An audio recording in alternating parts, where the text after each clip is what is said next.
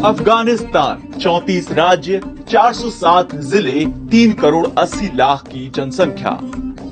Bharat, Pakistan, Iran, Turkmenistan, Uzbekistan, Tajikistan और चीन से घिरी सीमा।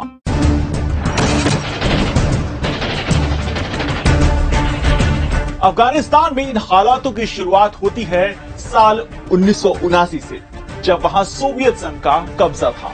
साल 1979 में सोवियत संघ के कब्जे के खिलाफ अफगान गुरिल्ला लड़ाकों ने लड़ाई लड़ी और एक संगठन बनाया।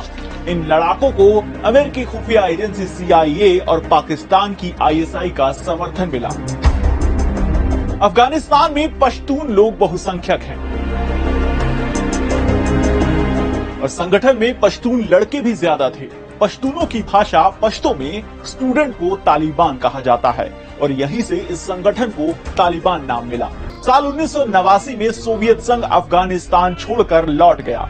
अफगानिस्तान में तालिबान का कब्जा लगातार बढ़ा।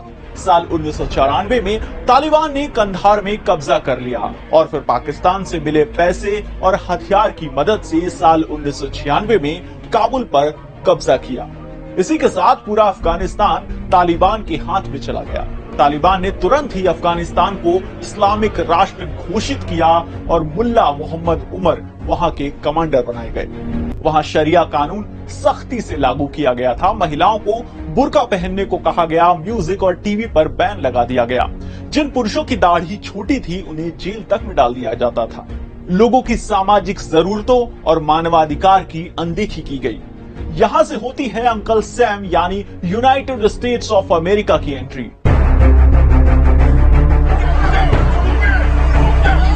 अलकायदा ने वर्ल्ड ट्रेड सेंटर में अटैक किया और फिर अमेरिका ने तालिबान से अफगानिस्तान में छिपे ओसामा बिन लादेन की मांग की।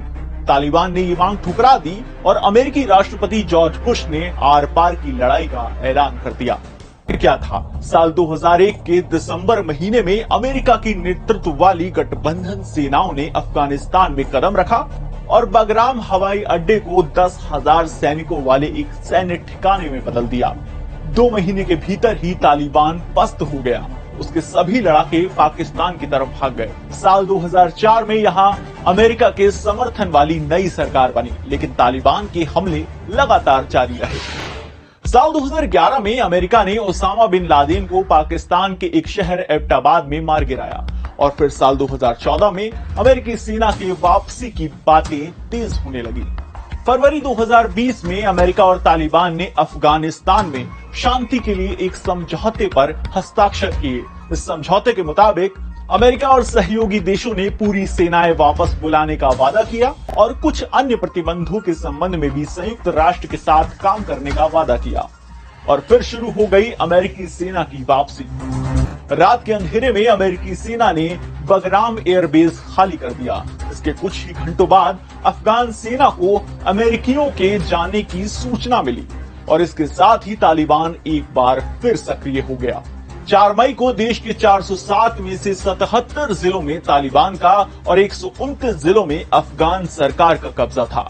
बचे 194 जिलों में तालिबान और अफगान सेना के बीच लड़ाई जारी। 16 जून को तालिबान की कब्जे वाले जिलों की संख्या 104 हो गई और अफगान सेना का कंट्रोल 94 जिलों तक ही सीमित हो गया।